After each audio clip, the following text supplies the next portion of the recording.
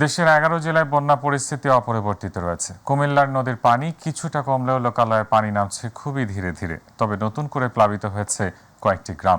এদিকে ফেনীতে বানের পানি নামলেও তা নতুন করে দুর্ভোগ বাড়াচ্ছে নোয়াখালীর 6 উপজেলায়। চলমান বন্যায় 11 জেলায় মৃতের সংখ্যা বেড়ে 23 জনে দাঁড়িয়েছে। ক্ষতিগ্রস্ত হয়েছে 57 লাখেরও বেশি মানুষ। রিপোর্ট করছেন ইলিয়াস কমল। স্মরণকালের ভয়াবহ বন্যায় ভাসছে দেশের 11 জেলা। এক সপ্তাহের বেশি হলেও বন্যা পরিস্থিতির ততটা উন্নতি দেখা যাচ্ছে না। সব মিলিয়ে 11 জেলায় এখনও পানিবন্দী 10 লাখেরও বেশি পরিবার। কুমিল্লায় নদীর পানি কিছুটা কমলেও লোকালয়ের পানি নামছে খুবই ধীরে ধীরে। তবে নতুন করে প্লাবিত হয়েছে কয়েকটি গ্রাম। নতুন করে প্লাবিত হয়েছে ব্রাহ্মণপাড়া উপজেলার বিভিন্ন ইউনিয়ন। ভেঙে পড়েছে যোগাযোগ ব্যবস্থা। চৌদ্দগ্রাম ও নাঙ্গলকোটে ত্রাণ সংকটে খেয়ে না খেয়ে দিন কাটছে বানভাসীদের। ফেনীতে বানের পানি নামলেও তার নতুন করে দুর্ভোগ বাড়াচ্ছে নোয়াখালীর 6 উপজেলায়। নোয়াখালীতে জলযানের অভাবে ঠিকমতো পৌঁছাচ্ছে না ত্রাণ সামগ্রী।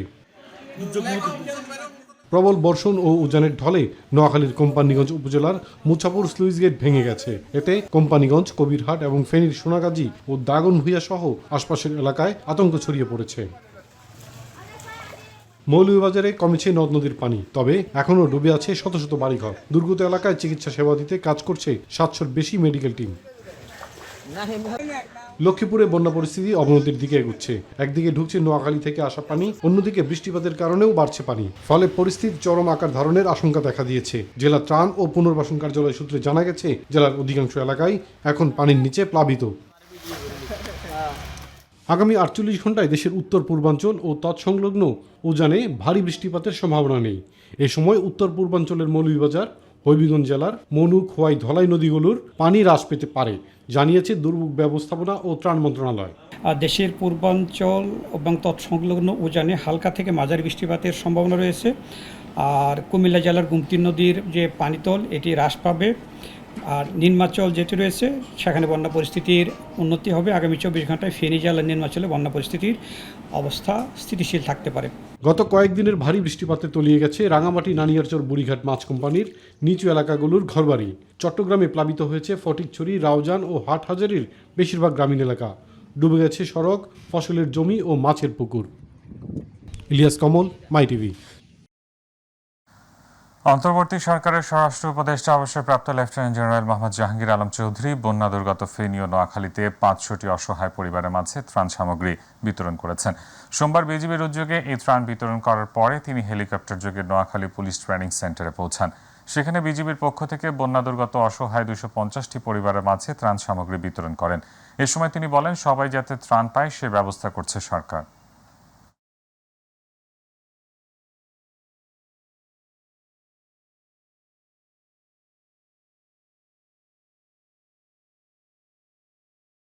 রিলিফের কোনো অভাব হবে না, ঔষধেরও কোনো অভাব হবে না। আপনারা কারেক্টলি বলছেন যে অনেক জায়গায় যেতে খুব অসুবিধা হচ্ছে। আপনারা সাহায্য সহযোগিতা করবেন, অবশ্যই সব জায়গায় এটা পৌঁছে যাবে। বাংলাদেশের পূর্বাঞ্চলীয় কয়েকটি জেলায় ভয়াবহ বন্যা পরিস্থিতির মাঝে ফারাক্কা বাঁধের 109টি দরজা খুলে দিয়েছে ভারত। প্রবল বৃষ্টির কারণে দেশটির বিহার ও ঝাড়খণ্ড রাজ্যে বন্যা ও পানির চাপ বৃদ্ধি পাওয়ায় সোমবার এই বাঁধ খুলে দেওয়া হয়েছে। এর ফলে ভারতের পশ্চিমবঙ্গ প্রদেশের মুর্শিদাবাদ, বাংলাদেশের বিস্তীর্ণ অঞ্চলে বন্যা দেখা দিতে পারে বলে আশঙ্কা করা হচ্ছে। প্রবল বৃষ্টিপাতের কারণে সৃষ্টি হওয়া বন্যা পরিস্থিতি ও ভূমিধসের বিষয়ে বাংলাদেশকে আগেই তথ্য জানিয়ে দেওয়া হচ্ছে বলে দাবি করেন ভারত। ফারাক্কা বাঁধ খোলার ফলে একদিনে বাংলাদেশে 11 লাখ কিউসেক পানি প্রবেশ করবে।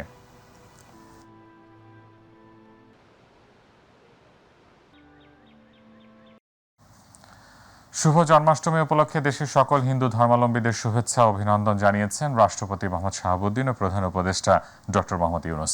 সকালে বঙ্গভবনের শুভেচ্ছা বিনিময় অনুষ্ঠানে দেশকে এগিয়ে নিতে সকল ভেদাভেদ ভুলে সবাইকে একসঙ্গে কাজ করার আহ্বান জানান রাষ্ট্রপতি। এ সময় বানভাসী মানুষের পাশে দাঁড়াতে দেশবাসীর প্রতি নির্দেশনা দেন তিনি। আরও জানাচ্ছেন রাকিব হাসান। হিন্দু সম্প্রদায়ের অন্যতম প্রধান ধর্মীয় উৎসব শুভ জন্মাষ্টমী উপলক্ষে সকালে বঙ্গভবনের দরবার হলে আয়োজন করা হয় শুভেচ্ছা বিনিময় অনুষ্ঠানের। এ সময় রাষ্ট্রপতি মোহাম্মদ শাহাবুদ্দিনকে ফুল দিয়ে শুভেচ্ছা জানান হিন্দু ধর্মাবলম্বীরা।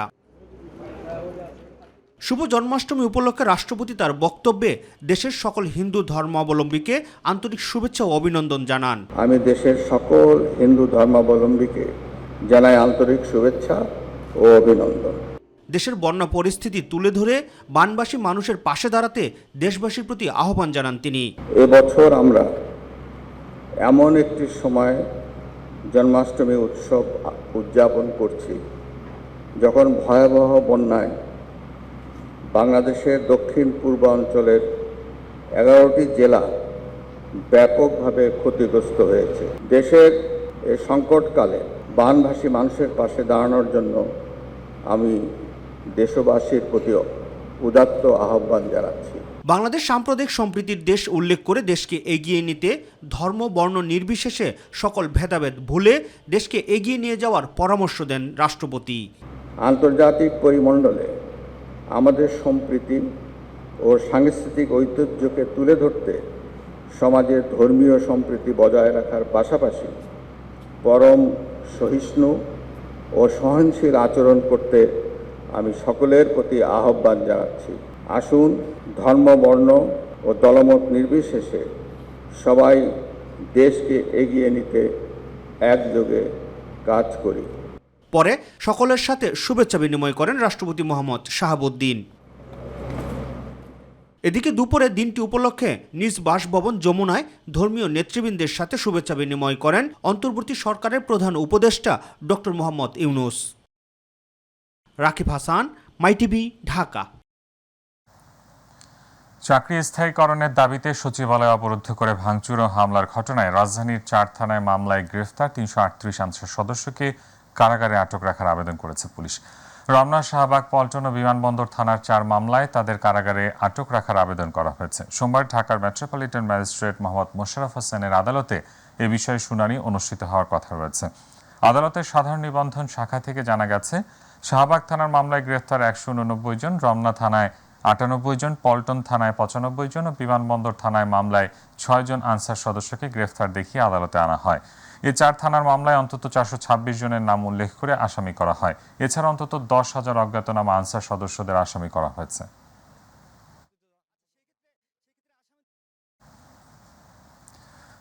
আনসাররা অসম্ভব ও অবাস্তব দাবি তুলেছিল বলে জানিয়েছেন আইন উপদেষ্টা অধ্যাপক ডক্টর আসিফ নজরুল। তিনি বলেন, আনসারের ছদ্মবেশে যারা এসেছিল তাদের কোনো দাবির এজেন্ডা ছিল না, ছাত্ররা তা মোকাবেলা করেছে। সকালে আহত বৈষম্য বিরোধী ছাত্র আন্দোলনের অন্যতম সমন্বয়ক হাসনাত আবদুল্লাহ সহ বেশ কয়েকজন শিক্ষার্থীকে হাসপাতালে দেখতে গিয়ে তিনি কথা বলেন।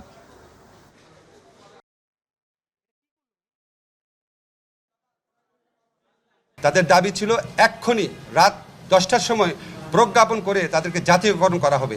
তারা এমন একটা অসম্ভব দাবি তুলেছিল, অবাস্তব এবং অসম্ভব দাবি তুলেছিল গণ্ডগোল করার জন্য, এবং আমরা সারা সচিবালয় ঘেরাও করে রেখেছিল। হয়তো আরও অনেকে যোগ দিত, এটা ভয়াবহ পরিস্থিতি হতে পারত। যেই জাগ্রত ছাত্র সমাজ যারা স্বৈরাচারের পতন ঘটিয়েছে, তারা আবারও তাদের যে অপরিসীম ত্যাগের ভূমিকা, তারা এই পুরা পরিস্থিতিটা তারা মোকাবেলা করেছে। অবশ্যই আমরা সবার স্বার্থ নিশ্চিত হয় এমনভাবে সমাধান দেওয়ার চেষ্টা করব, তবে সেটা সময় লাগবে। ছাত্র জনতার বিজয়কে নস্যাৎ করতে পরাজিত শক্তি বিভিন্নভাবে বিশৃঙ্খলা সৃষ্টি করতে চায় অভিযোগ করে এ ধরনের অপচেষ্টা রুখে দিতে দেশবাসীকে সচেতন থাকার আহ্বান জানিয়েছেন ডাক্তার শফিকুর রহমান। রোববার সচিবালয়ে আনসারদের হাতে আহত বৈষম্য বিরোধী ছাত্র আন্দোলনের অন্যতম সমন্বয়ক হাসনাত আবদুল্লাহকে ঢাকা মেডিকেল কলেজ হাসপাতালে দেখতে গিয়ে জামায়াতে ইসলামীর আমির এ মন্তব্য করেন। শত শহীদের রক্তের বিনিময়ে স্বৈরাচার পতন হয়েছে উল্লেখ করে আগামীতে একটি কল্যাণমূলক রাষ্ট্র করতে সবার প্রতি আহ্বান জানান দলটির সেক্রেটারি জেনারেল অধ্যাপক মিয়া মোহাম্মদ গোলাম পরওয়ার। যশোরে বৈষম্য বিরোধী আন্দোলনে যোগ দিয়ে শহীদ হওয়া পরিবার এবং আহতদের পরিবারকে সহায়তা প্রদান ও মত বিনিময় সভায় তিনি আহ্বান জানান। একটা কাঙ্ক্ষিত গণবিপ্লবকে বিফল করে দেওয়ার জন্য যে কোনো দিক থেকেই যে আসুক, গোটা জাতিকে এর ব্যাপারে সোচ্চার সজাগ থাকতে হবে এবং কেউ অপতৎপরতা চালালে সেটাকে বন্ধ করে থামিয়ে দিতে হবে। এখনো তো একটা মাস হয় নাই, সামান্য কয়টা দিন গিয়েছে। দুনিয়ার জমানো সমস্ত দাবি দাওয়া নিয়ে সবাই এখন রাস্তায় নেমে গেলে যারা এখন সরকারে বসেছেন তারা দেশটা গুছাবেন কিভাবে? রাষ্ট্রযন্ত্রের সব জায়গায় যে কলুষিত হয়ে আছে, সংবিধানের সংস্কার, ইলেকশন কমিশনের সংস্কার সবকিছু করে একটি শান্তিপূর্ণ নির্বাচনের জন্য যতটুকু সময় লাগে আমরা আপনাদেরকে ততটুকু সময় দিতে রাজি আছি। রোববার রাতে সচিবালয় এলাকায় আনসার সদস্যদের সঙ্গে শিক্ষার্থীদের ধাওয়া পাল্টা ধাওয়া ও সংঘর্ষের ঘটনায় সাংবাদিক শিক্ষার্থী সহ অন্তত 40 জন আহত হন।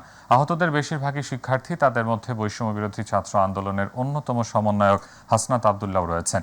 পরে সেনাবাহিনী এসে পরিস্থিতি নিয়ন্ত্রণে আনে। এদিকে সচিবালয় ও অন্তর্বর্তী সরকারের প্রধান উপদেষ্টা ডক্টর ইউনূসের বাসভবনের আশপাশে সব ধরনের গণজমায়েত, সভা সমাবেশ নিষিদ্ধ করেছে ঢাকা মহানগর পুলিশ।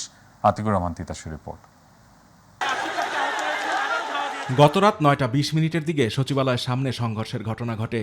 এর আগে রবিবার সারাদিন সচিবালয় অবরুদ্ধ করে রাখে আনসার সদস্যরা। পরিস্থিতি পর্যবেক্ষণে সেখানে বৈষম্যবিরোধী ছাত্র আন্দোলনের 2 সমন্বয়ক হাসনাত আবদুল্লাহ ও সার্জিস আলম গেলে তাদের আটকে রাখা হয়। এই খবরে সচিবালয়ের উদ্দেশ্যে রওনা হন ঢাকা বিশ্ববিদ্যালয়ের শিক্ষার্থীরা। এ সময় আনসার সদস্যরা শিক্ষার্থীদের ধাওয়া করে, তখন কয়েকজনকে লাঠিপেটাও করে আনসার সদস্যরা। পরে শিক্ষার্থীরা ইটপাটকেল নিক্ষেপ করলে আনসার সদস্যরা পিছু হটে। এরপর সেনাবাহিনী এসে পরিস্থিতি নিয়ন্ত্রণে আনে। তারা স্বরাষ্ট্র সচিব, স্বরাষ্ট্র উপদেষ্টা, আমাদের উপদেষ্টা নাহিদ, আমাদের শ্রদ্ধেয় স্যার আসিফ নজরুল স্যারকে তারা অবরুদ্ধ করে রেখেছে। আপনাদের আন্দোলন অবশ্যই যৌক্তিক, তবে সেটা এই বন্যার্ত পরিস্থিতি থেকে আমরা উত্তরণ হই, তারপরে আপনারা আপনাদের দাবিগুলো জানান। এই অবস্থা অন্তত জানান না, এই কথা বলাই তাদের কাছে লেগে গেছে। এই জন্য আজকে আমরা এই অবস্থা। আনসার সদস্যদের সঙ্গে শিক্ষার্থীদের সংঘর্ষে অসুস্থ হয়ে পড়েন বৈষম্যবিরোধী ছাত্র আন্দোলনের অন্যতম সমন্বয়ক হাসনাত আবদুল্লাহ। রাতে অসুস্থ অবস্থায় তাকে ঢাকা মেডিকেল কলেজ হাসপাতালে ভর্তি করা হয়। এরা আনসারের পোশাক পরে ফ্যাসিস্টের কিছু কুচক্রী দালালগুলো এখানে আসছিল, তাদের উদ্দেশ্য ভিন্ন ছিল। এদিকে সচিবালয় এবং অন্তর্বর্তী সরকারের প্রধান উপদেষ্টা ডক্টর ইউনূসের বাসভবনের আশেপাশে সব ধরনের গণজামায়াত, সভা সমাবেশ নিষিদ্ধ করেছে ঢাকা মহানগর পুলিশ। রাতে ডিএমপি কমিশনার মোহাম্মদ মাইনুল হাসান স্বাক্ষরিত এক গণবিজ্ঞপ্তিতে এ তথ্য জানানো হয়। আতিকুর রহমান তিতাস, মাই টিভি। জাতীয় সমাজতান্ত্রিক দল জাসদ সভাপতি ও সাবেক তথ্যমন্ত্রী হাসানুল হক ইনুকে গ্রেফতার করেছে ঢাকা মহানগর পুলিশ ডিএমপি। তার বিরুদ্ধে একাধিক মামলা রয়েছে। সোমবার রাজধানীর উত্তরায় একটি বাসা থেকে আটক করা হয়। গত 5 আগস্ট আওয়ামী লীগ সরকারের পতনের পর সারা দেশের বিভিন্ন জায়গায় ইনুর বিরুদ্ধে একাধিক মামলা হয়েছে। এর আগে বৃহস্পতিবার 22 আগস্ট রাজধানীর গুলশান থেকে বাংলাদেশ ওয়ার্কার্স পার্টির সভাপতি ও সাবেক সংসদ সদস্য রাশেদ খান মেননকে গ্রেফতার করে ঢাকা মহানগর পুলিশ। গ্রেফতারের পর তাকে ডিবি কার্যালয়ে নিয়ে জিজ্ঞাসাবাদ করা হচ্ছে। বৈষম্য বিরোধী ছাত্র আন্দোলন চলাকালে আদাবর থানা এলাকায় পোশাক শ্রমিক রুবেল হত্যা মামলায় আওয়ামী লীগের প্রচার ও প্রকাশনা সম্পাদক আব্দুস সোবহান মিয়া, গোলাপের 7 ও 71 টেলিভিশন থেকে চাকরিচ্যুত head of news Shakil Ahmed এবং প্রিন্সিপাল করেসপন্ডেন্ট ফারজানের উপর 5 দিনের রিমান্ড মঞ্জুর করেছেন আদালত। সোমবার ঢাকা মেট্রোপলিটন ম্যাজিস্ট্রেট মোশাররফ হোসেন শুনানি শেষে এই রিমান্ড মঞ্জুর করেন। রোববার রাজধানীর পশ্চিম নাখালপাড়া থেকে গোলাপকে গ্রেফতার করা হয়। গত 21 আগস্ট শাকিল আহমেদ ও ফারজানের উপাকে শাহজালাল আন্তর্জাতিক বিমানবন্দর থেকে গ্রেফতার করা হয়।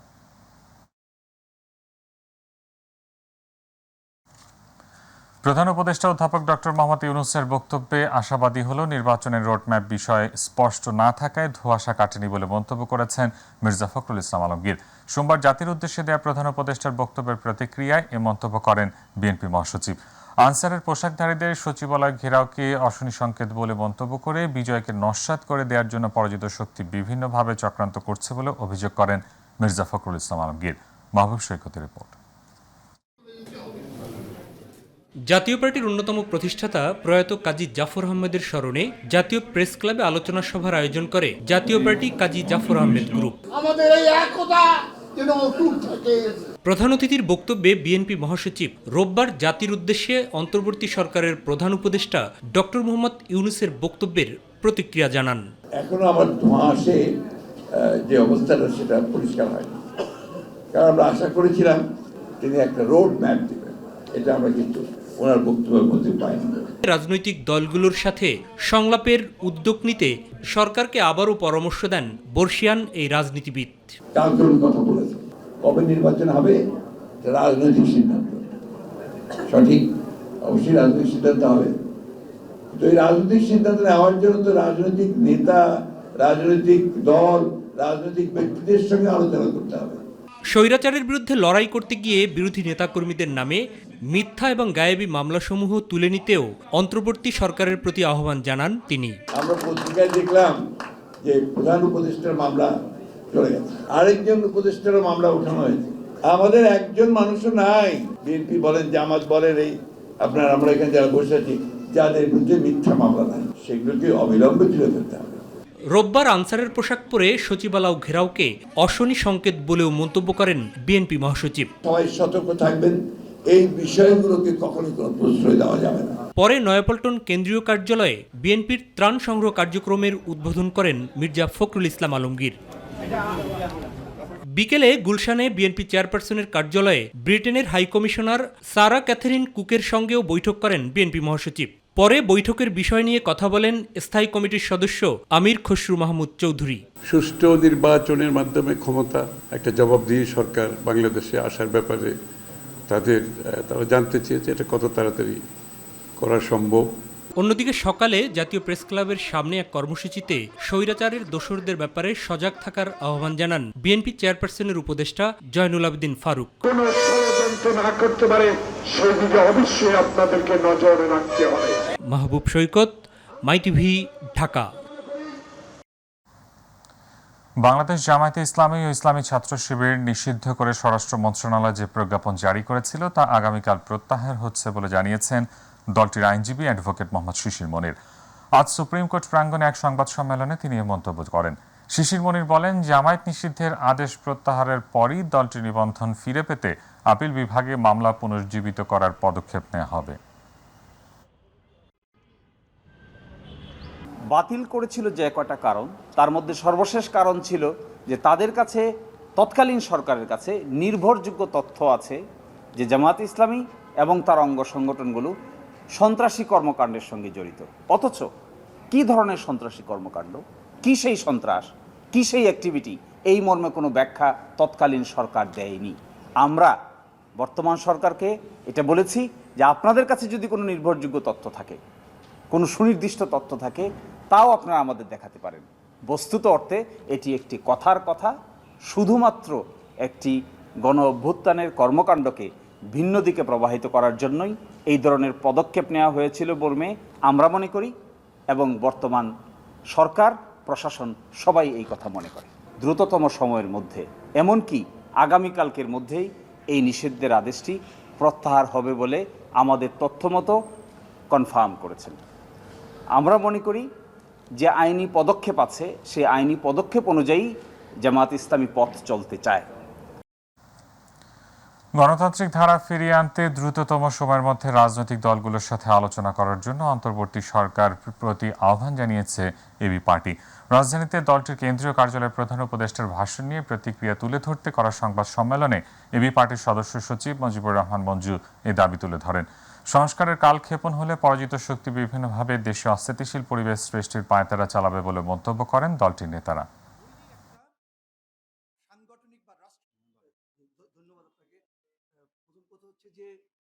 দিল্লিতে বসে যত ষড়যন্ত্র হবে, প্রত্যেকটা ষড়যন্ত্রকে আমরা ব্যর্থ করে দেব ইনশাআল্লাহ।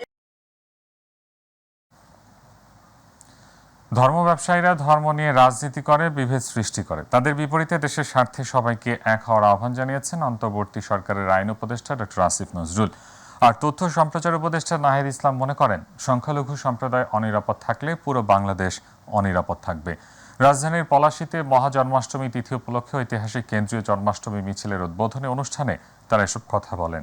এস এম আরিফের রিপোর্ট। রাজধানীর পলাশীতে মহা জন্মাষ্টমী তিথি উপলক্ষে ঐতিহাসিক কেন্দ্রীয় জন্মাষ্টমী মিছিল আয়োজন করে সনাতন ধর্মাবলম্বীরা। বর্ণাঢ্য আয়োজনের অনেকখানি আমরা বাদ দিয়ে সেই বানবাসী মানুষের পাশে দাঁড়ানোর সিদ্ধান্ত নিয়েছি।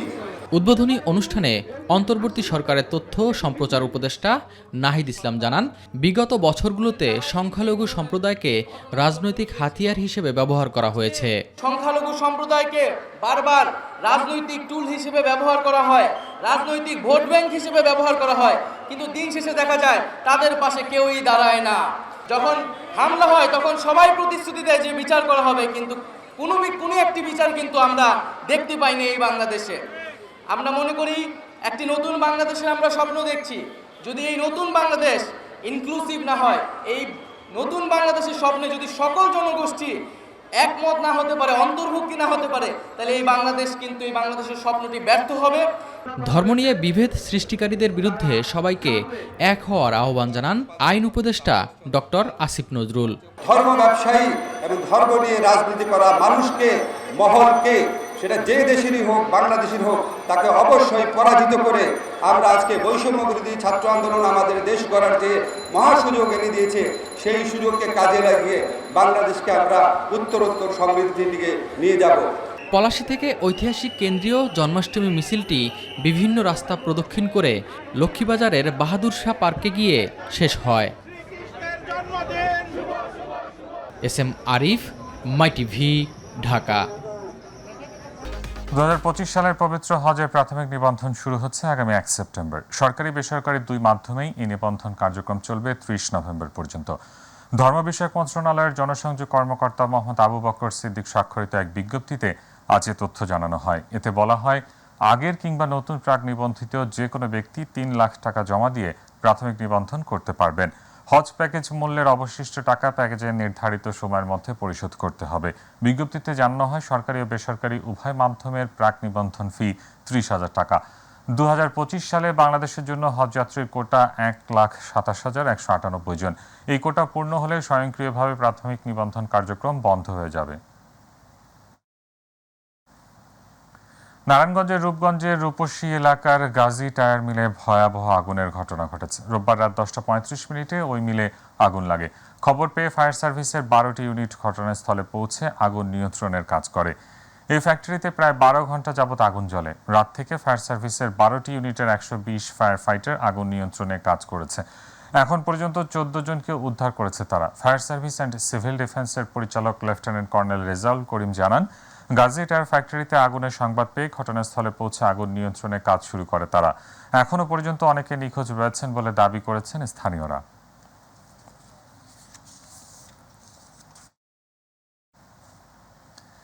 ফরিদপুরে গ্রাহকদের ভোগান্তির আরেক নাম ভুতুড়ে বিদ্যুৎ বিল। বাড়তি ব্যবহার না করেও বিল দিতে হচ্ছে কয়েক গুণ, ফলে দিশেহারা নিম্ন আয়ের মানুষ। এদিকে অভিযোগ অস্বীকার করে কর্তৃপক্ষ বলছে ভিন্ন কথা। প্রতিনিধি শফিকুল ইসলাম জনির রিপোর্ট। ফরিদপুরের সালথা ও নগরকান্দায় 1 মাসের ব্যবধানে বিদ্যুৎ বিল এসেছে 3 থেকে 4 গুণ। ভুতুড়ে বিদ্যুৎ বিলে বিপাকে পড়েছেন সাধারণ মানুষ। আমার সমস্যা হচ্ছে, গত মাসে আমার যে বিল আসছে এই মাসে তার ডবলের বেশি আসছে। সালথা সোনাতন্দি গ্রামের প্রবাসী হাবিজুর রহমান গত মাসে তার বিদ্যুৎ বিল এসেছে 800 টাকা। মাত্র 1 মাসের ব্যবধানেই তার বিল এসে দাঁড়িয়েছে 2,500 টাকা। অথচ তার ঘরে ব্যবহার করা হচ্ছে একই বৈদ্যুতিক সামগ্রী। মাসের ব্যবধানে মোটা অঙ্কের বিল দিতে গিয়ে বিপাকে পড়েছেন তিনি। আমি ম্যাডামটা বুঝেছি, দেখেন আমার সেম ডিভাইস চলে, আগের আজ থেকে 1 বছর আগে যে ডিভাইস সেম, আমি নতুন কিছু করিনি।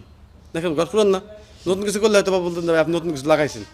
আমরা বিদ্যুতের কিছু পাক শাকও করি না, আমার লাকড়ি দেভাগ করি, তাহলে আমাদের বিল এত আসবে কেন? এই দুর্ভোগ হাবিজুরের একার নয়। উপজেলার বেশিরভাগ গ্রাহককেই বিদ্যুৎ বিল বাবদ গুনতে হচ্ছে অতিরিক্ত টাকা। দ্রুত সমস্যা সমাধানের দাবি ভুক্তভোগীদের। 3 মাস ধরে ডবলের পড়ছে, ডবলের ডবল। লাইট বিল তো একই, কিন্তু এরকম বিল ওঠা তো সম্ভব না। কোনো মাসে 2-3 মাস আমার ঘরে তালাও থাকে, তখনও বিল বাড়তেই থাকে, সেটা বাড়তেই থাকে। আগে আসছিল 700-800 আসতো, তারপরে মাসে আছে 2,800 টাকা। আমার মাসে 700 টাকা বিল আসে, আমার তো দেয়াই কষ্ট, আমি তো নারী মানুষ না। এইসব আন্দাজির পর বিল করে, এইভাবে আমাদের তো অনেক সংকট হয়ে যায় ভাই। এই মাসে 842 টাকা বিল আইছে আমার। এদিকে অতিরিক্ত বিদ্যুৎ বিল আসার অভিযোগটি অস্বীকার করে বাড়তি বিল আসার কারণ দেখালেন নগরকান্দা জোনাল অফিসের উপমহাব্যবস্থাপক। এই টেম্পারেচার প্লাস কুরবানি, এই জন্য অনেকেরই বিদ্যুৎ ব্যবহার বেশি হয়েছে, ঠিক আছে, 3-4 গুণ হয় না, অনেকের হয়তো 1.5 গুণ হয়েছে, কারোর হয়তো এক্সেপশনাল দ্বিগুণ হতে পারে, কিন্তু ম্যাক্সিমামই আপনার ওই কিছু বেশি, এরকম নর্মালি হওয়ার কথা না। ফরিদপুরের নগরকান্দার এই পল্লী বিদ্যুৎ অফিসের আওতাধীন অধিকাংশ গ্রাহকই ভুতুড়ে বিদ্যুৎ বিলের শিকার। তাই এর দ্রুত সমাধান চান স্থানীয়রা। শফিকুল ইসলাম জনি, মাই টিভি, ফরিদপুর।